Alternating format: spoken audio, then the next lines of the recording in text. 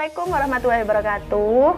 Kami dari kelompok 11 akan menjelaskan mengenai implementasi, inovasi, dan perubahan pendidikan di era industri 4.0. Kelompok 11 yang terdiri dari saya sendiri, Khalifah Kurnia, serta rekan saya Faik Faradis Damang dan Rizal Hadi.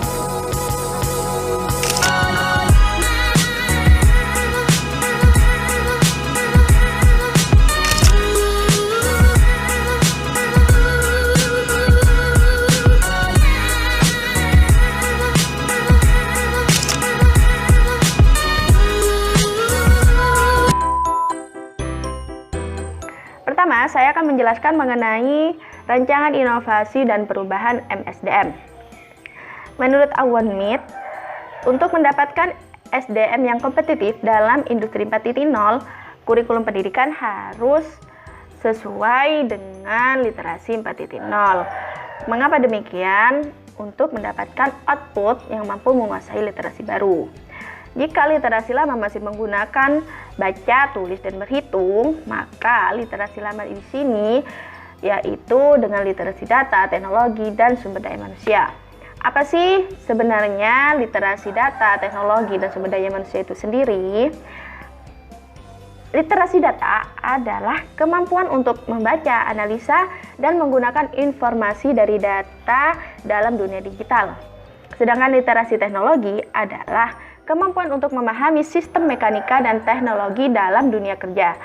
Literasi sumber daya adalah kemampuan berinteraksi dengan baik, tidak kaku, dan berkarakter.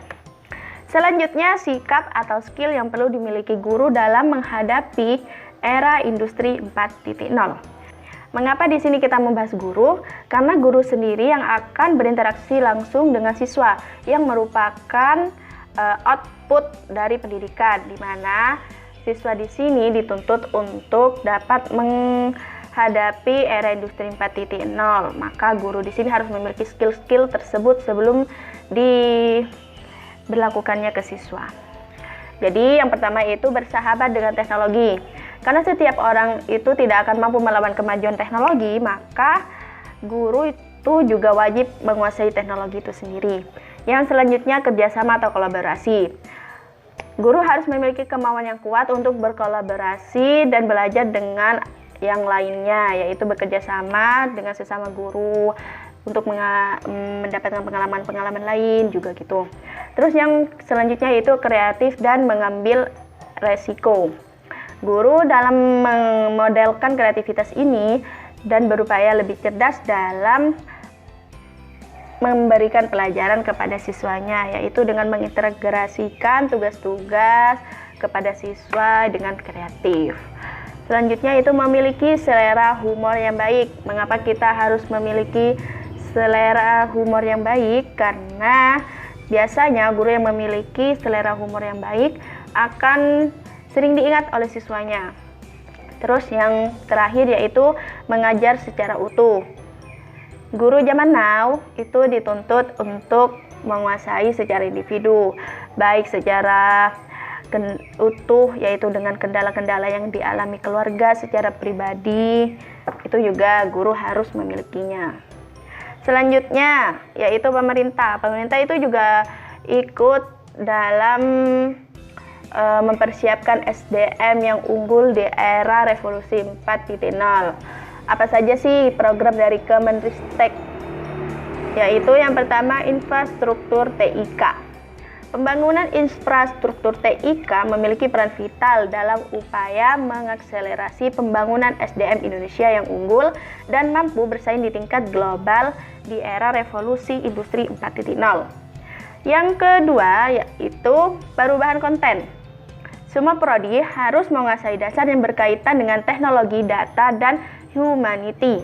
Yang ketiga yaitu sertifikasi kompetensi. Kompetensi dan kreativitas lulusan juga menjadi fokus pengembangan SDM di perguruan tinggi. Terus yang keempat yaitu kolaborasi industri. Kemenrisdikti juga mewajibkan politeknik dan pendidikan vokasi memiliki partner industri. Yang kelima yaitu semangat kewirausahaan, di mana mahasiswa sendiri itu juga dituntut untuk menjadi wirausahawan. Oke, saya di sini akan menerangkan tentang rancangan inovasi dan perubahan metode pembelajaran. Sebelum kita melangkah lebih jauh, marilah kita definisikan dulu apa sih rancangan inovasi dan perubahan metode pembelajaran itu sendiri. Itu. Jadi rancangan itu dalam Kamus Besar Bahasa Indonesia adalah sesuatu yang dirancang. Jadi sesuatu yang dirancang. Kemudian inovasi sendiri merupakan perubahan sistem dari yang kurang baik menuju ke arah yang lebih baik. Itu yang dinamakan dengan inovasi. Jadi dapat disimpulkan bahwasanya rancangan inovasi adalah segala sesuatu yang sudah dirancang sebelumnya guna untuk memperbaiki sistem sebelumnya yang belum baik menjadi yang lebih baik. Itu yang dinamakan dengan rancangan inovasi. Jangan kemudian ada pengertian perubahan. Menurut Kamus Besar Bahasa Indonesia adalah banyak tokoh yang mendefinisikan pengertian perubahan ini sendiri. Banyak dari Habsyi Ashidi, Nana Sujana, dan lain sebagainya.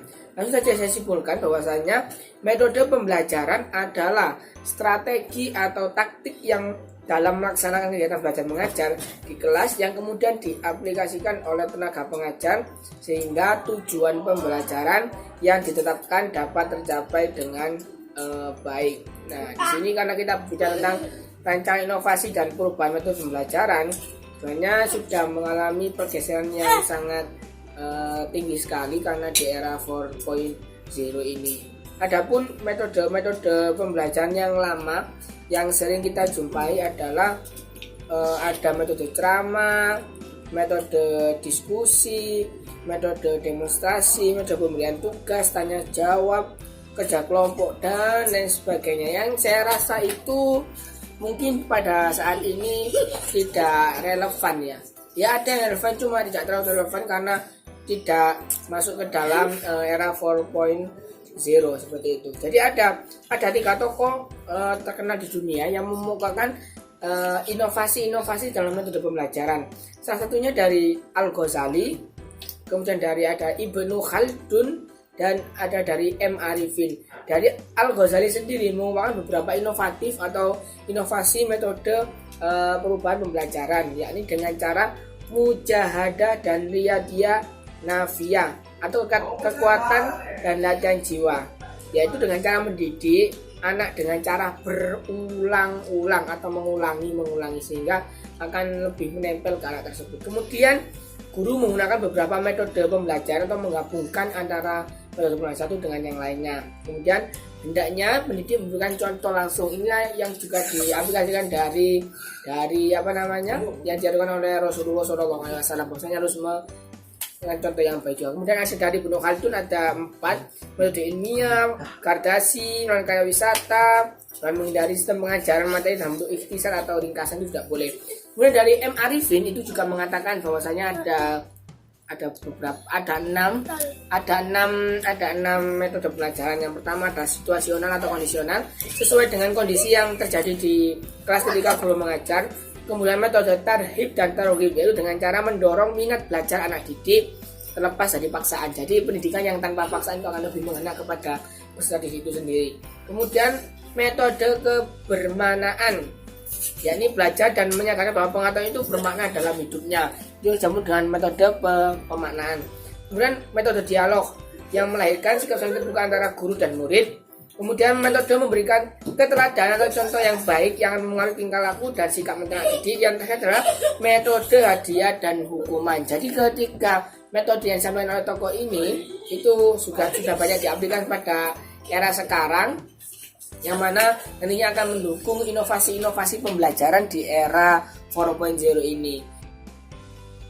Ya, saya Rizal Hadi, masih dalam pembahasan rancangan inovasi dan perubahan metode pembelajaran di era revolusi industri 4.0. Di era globalisasi ini atau istilah kerennya zaman now, hidup 5 generasi secara berdampingan, yaitu generasi baby boomers, generasi X, generasi Y, generasi Z, dan generasi Alpha. Istilah-istilah tersebut merupakan gambaran pengelompokan manusia berdasarkan tahun kelahirannya. Nah, setiap generasi memiliki perbedaan. Hal ini umumnya dipengaruhi oleh lingkungan yang dihadapi semasa hidupnya. Maka tak hayal setiap generasi akhirnya memiliki perbedaan tarikat yang turut menghadirkan pola adaptasi dan pendekatan yang berbeda. Selanjutnya ada paradigma belajar. Pertama ada andragogi, teori belajar orang dewasa. Sebelumnya juga ada konsep pedagogi mengajar anak-anak. Selanjutnya ada paradigma belajar hetagogi, pedagogi, dan cybergogi. Andragogi juga dikenal dengan teori belajar orang dewasa, diusulkan oleh Knowles pada tahun 1968. Sebelumnya banyak penelitian tentang pedagogi, yaitu mengajar anak-anak. Knowles mengakui banyak perbedaan cara belajar orang dewasa dengan anak-anak. Nah, pemikiran seputar andragogi ini berusaha memanfaatkan gaya belajar yang unik dan kekuatan belajar dewasa. Ada 5 asumsi pembelajaran dewasa Knowles. Selanjutnya ada hetagogi. Hetagogi adalah setiap studi tentang pembelajaran yang ditentukan sendiri dan menerapkan pendekatan holistik untuk mengembangkan kapasitas pembelajaran melalui pembelajaran yang berfungsi sebagai agen utama dalam pembelajaran mereka sendiri sebagai hasil dari pengalaman pribadi.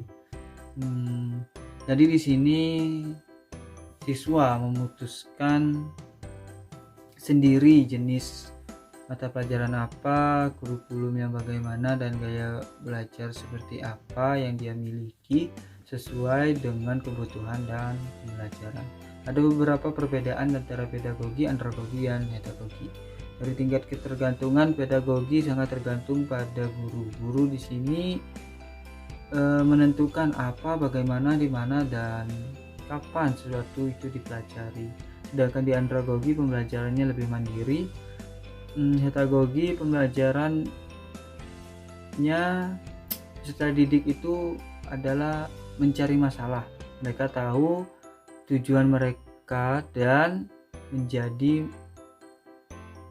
mereka mandiri dalam menentukan rutenya. Terus alasan untuk belajar. Peserta didik pada pedagogi ini mempercayai sepenuhnya pada guru dan pembelajaran linear secara berurutan. Peserta didik mengambil sedikit atau bahkan tidak ada tanggung jawab dalam pembelajaran mereka. Di andragogi, peserta didik mencari bimbingan tetapi untuk menentukan tanggung jawab untuk arah pembelajaran mereka. Sedangkan di hetagogi ini, belajar tidak harus berurutan atau linear. Peserta didik menerima tanggung jawab penuh untuk pembelajaran mereka. Fokus belajarnya di pedagogi, pembelajaran berpusat pada subjek dan fokus pada kurikulum yang sudah ditentukan. Sedangkan di andragogi, belajar adalah tujuan, fokus pada tugas-tugas yang memungkinkan untuk berpikir lintas, disiplin, dan otonomi. Sedangkan di hetagogi ini, peserta didik didorong oleh fokus pada proses lah intinya seperti itu. Mereka mengambil pandangan jangka panjang dari pembelajaran mereka, mencari kompleksitas dan ketidakpastian lebih lanjut. Motivasi, kalau pedagogi itu dari eksternal biasanya hukuman atau hadiah itu. Kalau di andragogi motivasi intrinsik, sedangkan di hetagogi ini motivasi terletak pada mengalami mengalir gitu aja dan mengetahui cara belajar. Peserta didik mencari situasi yang tidak dikenal dan memperoleh kompetensi adaptif. Nah, peran guru di masing-masing konsep ini. Di pedagogi, peran guru yaitu sebagai yang mendesain, yang menyarankan, dan yang menyediakan bahan. Tapi kalau di andragogi, peran guru sebagai fasilitator yang menetapkan tugas tetapi mendorong beragam rute menuju solusi. Itu. Nah, sedangkan di hetagogi ini guru sebagai pelatih, di mana menyatukan peluang, konteks, relevansi eksternal, dan kompleksitas yang diperluas dan menumbuhkan budaya kolaborasi. Itu. Nah, jadi saya menganalogikan tugas pendidik di hetagogi ini menempatkan siswa di pengemudi, jadinya mereka yang menentukan rutenya sendiri. Nah, jika pada andragogi dan pedagogi, guru atau dosen itu, pendidiklah akan memberi atau menjadi pencari masalah, dan siswa yang akan memecahkan masalah. Di hetagogi ini, pendidik memberikan siswa atau memberikan otonomi pada siswa untuk mencari temuan masalah, sehingga dalam pembelajaran pendidik hanya menjadi pelatih bagi mereka. Di hetagogi ini, pendidik tidak memberi siswa ikan karena besok siswa akan meminta lebih banyak ikan. Tetapi di hetagogi ini, pendidik memberi mereka pancing serta memberi mereka kompas dan peta di mana mereka pergi mencari ikan dan bagaimana cara menangkap ikan.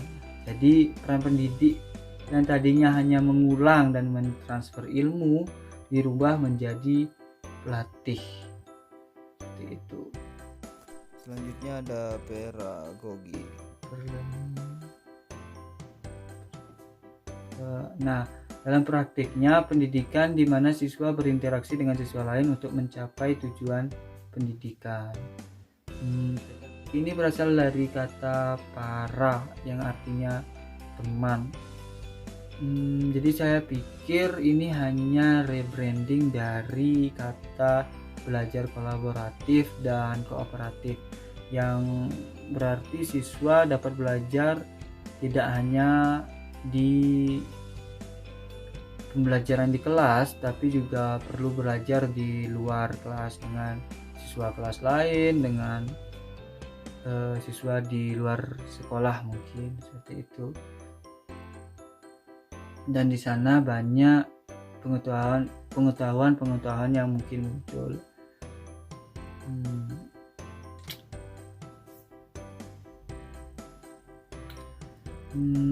Ya, jadi menurut saya di pedagogi ini sangat penting karena lingkungan ini dapat meningkatkan keterampilan pada saat ini. Di era 4.0 ini tidak hanya dibutuhkan soft skill, tapi smart skill yang dibutuhkan dalam komunitas era sekarang. Kerjasama. Cybergogi menciptakan lingkungan belajar virtual yang berpusat pada peserta didik otonom dan kolaboratif. Belajarannya terlibat online. Nah, untuk menghadapi revolusi industri 4.0 ini rasanya tidak cukup hanya memakai pendekatan paradigma belajar hanya satu. Kita perlu mengkolaborasikan beberapa pendekatan paradigma belajar dalam suatu inovasi metode pembelajaran. Nah, ini ada 8 metodologi pembelajaran yang harus diketahui oleh pendidik abad 21. Pertama ada flipped classroom atau kelas terbalik. Nah, di sini pendekatan pedagogis di mana unsur-unsur tradisional pelajaran yang diajarkan oleh guru dibalik. Jadi materi pendidikan dasar dipelajari oleh siswa di rumah, kemudian bekerja di kelas. Tujuan utama metodologi ini adalah untuk mengoptimalkan waktu di kelas dengan mendedikasikannya.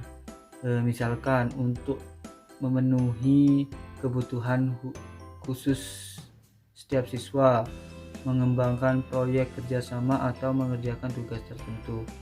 Selanjutnya ada pembelajaran berbasis proyek. Salah satu yang paling banyak digunakan di kelas saat ini adalah pembelajaran berbasis proyek. Pada intinya pembelajaran berbasis proyek ini memungkinkan siswa untuk memperoleh pengetahuan dan keterampilan utama melalui pengembangan proyek yang menanggapi masalah kehidupan nyata. Melalui masalah konkret ini, alih-alih model teoritis dan abstrak tradisional, siswa terlihat peningkatan penting dalam kemampuan siswa untuk mempertahankan pengetahuan serta peluang untuk mengembangkan kompetensi kompleks seperti berpikir kritis, komunikasi, kolaborasi, atau pemecahan masalah. Selanjutnya ada pembelajaran kooperatif, sama seperti pendekatan pedagogi tadi. Jadi lebih kuat bersama, konsepnya seperti itu. Dalam metodologi ini yang digunakan guru untuk mengelompokkan siswa bersama, dan dengan demikian berdampak pada pembelajaran secara positif, itu harapannya. Para pendukung model ini berteori bahwa bekerja dalam suatu kelompok dapat meningkatkan perhatian, keterlibatan, dan memperoleh pengetahuan oleh siswa. Dalam konteks pembelajaran kooperatif, tujuan akhir selalu umum dan akan tercapai jika masing-masing anggota berhasil melakukan tugas mereka. Selanjutnya ada gamifikasi, mekanika dan dinamika permainan dalam lingkungan. Gamifikasi ini telah dipraktikkan sejak lama, namun selama beberapa tahun terakhir, dan terutama karena evolusi video game, fenomena ini telah mengumpulkan dimensi yang belum pernah terjadi sebelumnya dan merupakan salah satu yang paling banyak dibicarakan sebagai tren industri edtech saat ini dan masa depan. Metode berikutnya adalah problem based learning atau pembelajaran berbasis masalah, di mana merupakan proses pembelajaran siklis yang terdiri dari berbagai tahap, dimulai dari mengajukan pertanyaan dan memperoleh pengetahuan yang pada gilirannya mengarah pada lebih banyak pertanyaan dalam siklus kompleksitas yang semakin meningkat. Menerapkan metodologi ini tidak hanya berarti pelaksanaan penyelidikan oleh siswa, tetapi mengubah menjadi data informasi yang berguna. Menurut beberapa pendidik, 4 keuntungan besar yang diamati dengan menggunakan metodologi ini. Yang pertama yaitu perkembangan pemikiran kritis dan keterampilan kreatif. 2. Meningkatkan kemampuan pemecahan masalah. Ketiga, dapat meningkatkan motivasi siswa. Dan terakhir, dapat berbagi pengetahuan yang lebih baik dalam situasi yang menantang. Selanjutnya ada metode desain berpikir. Desain berpikir model ini memungkinkan untuk mengidentifikasi dengan lebih akurat masalah individu dari setiap siswa dan menghasilkan penciptaan dan inovasi menuju kepuasan orang lain yang kemudian menjadi simbiotik.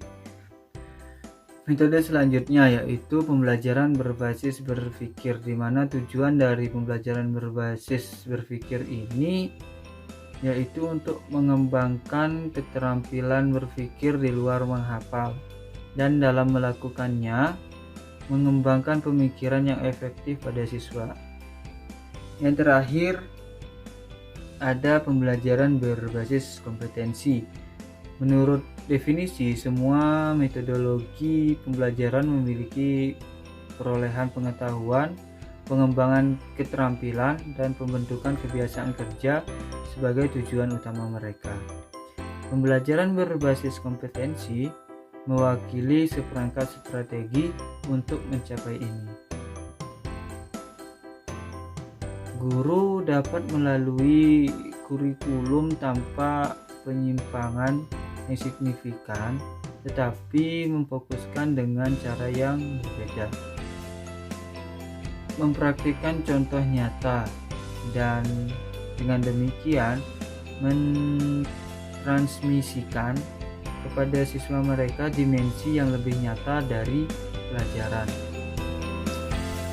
Nah, ada banyak contoh metode pembelajaran yang bisa diterapkan di era revolusi industri 4.0.